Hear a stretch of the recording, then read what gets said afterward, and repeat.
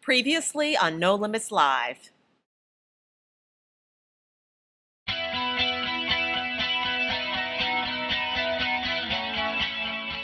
Well, we're about to board. I'll see you when we get to Denver.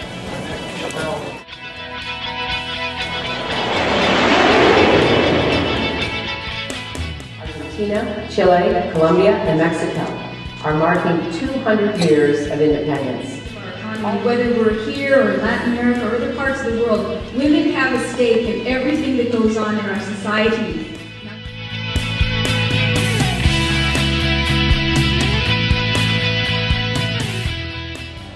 We just listened to a spectacular roundtable discussion, and now we were headed off to a women's luncheon where our own, very own Ann Lewis, president of No Limits, is going to be the keynote speaker.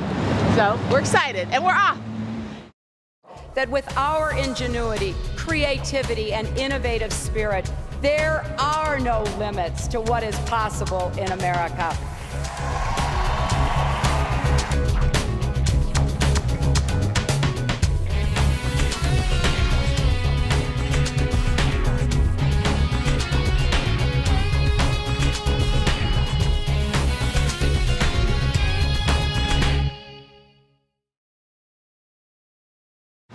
And with me is Sonia Velazquez, who's a Senior Vice President for Child Welfare for the Humane Association, which is one of our hosts for the evening, the No Limits event this evening. Oh, I'm so excited that we are doing this together. This is for us the opportunity to engage a number of people in our work and support the work of No Limits. We couldn't be happier to have all this happening in Denver today, July 7th.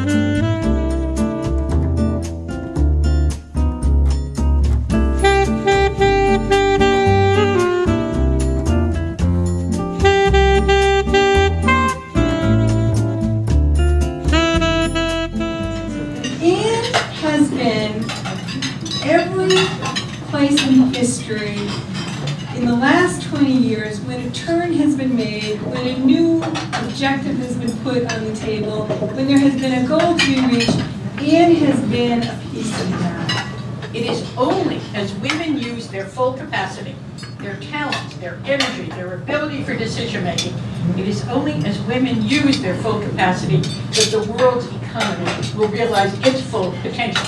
And by our full potential, I mean to produce economic opportunity and reward hard work with a chance for a better future for every child, for every family. That's our goal. When we talk about women and the new economy, we mean the CEOs and the CFOs and the board members that we hear about that we're so proud of. We also mean the women entrepreneurs who are selling their goods in the market in Central America, and the farmers in sub-Saharan Africa, who, as Lou reminds us, are carrying water on their heads and hoping it's clean. Colorado was the first state where it was the men who went to the ballot boxes, not by the legislature, but it was the male voters of the state who voted to extend the suffrage to women. So we're still moving. You've heard perhaps in 2008 about 18 million cracks in the glass ceiling. I hope you've also heard another number, which is that in November 2008, 10 million more women than men went to the polls in the United States to vote and to elect our new president. So in many ways, and if you look at the polls, those women's votes were the margin. In many ways, women are not just the driving force in the new economy, but we can be, if we choose to use our power, the driving force in our government. That part is still up to us. We have serious work to do. We have real challenges to meet. My old boss, Bill Clinton, once said, if we're going to meet the challenges ahead of us, we can't afford to use less than every bit of talent available in this way. It is simply not acceptable to claim leadership and then rule more than half our people out. We can't do that. We need everybody. I'll quote Secretary Clinton, who said, quote, "It is a simple fact that no country can prosper if it leaves half its population behind. A nation's progress depends on the progress of women. The strength of democracy depends on the participation of women, and the vibrancy of economies depends on the contributions of women. When women's potential is not tapped, our societies are shortchanged.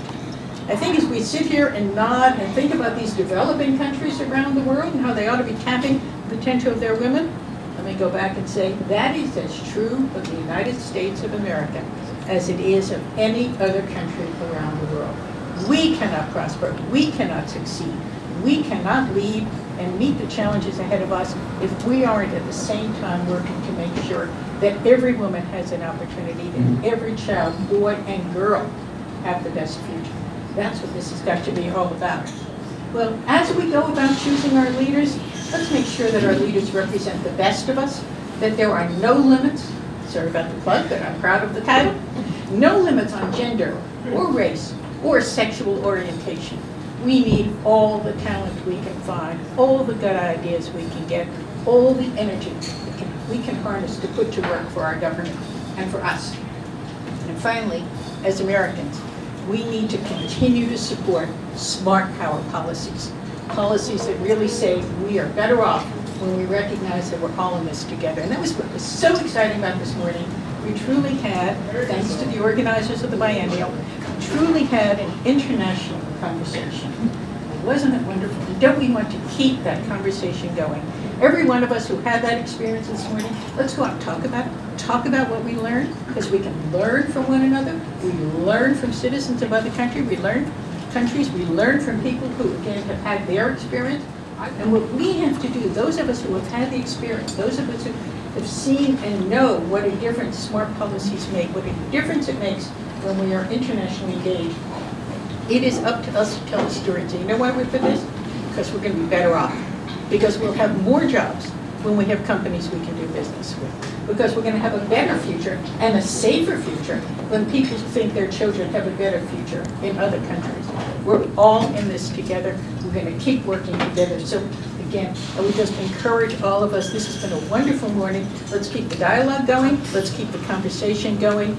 And let's insist on policies. Let's insist, all of us as Americans, on policies that encourage and support the participation from women, the empowerment of women, and our participation throughout the world. Thank you very much.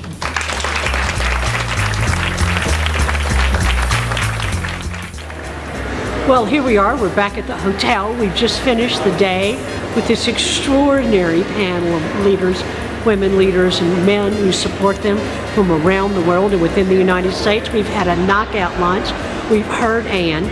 I'm still soaring from all the people that I talked to at lunch, talking about building a community, which after all is what No Limits is all about, is building a community and empowering us to act and goading us when we get complacent. And so here we are, we walked back to the hotel, we're going to recharge our batteries, and I'll see you at the house party tonight.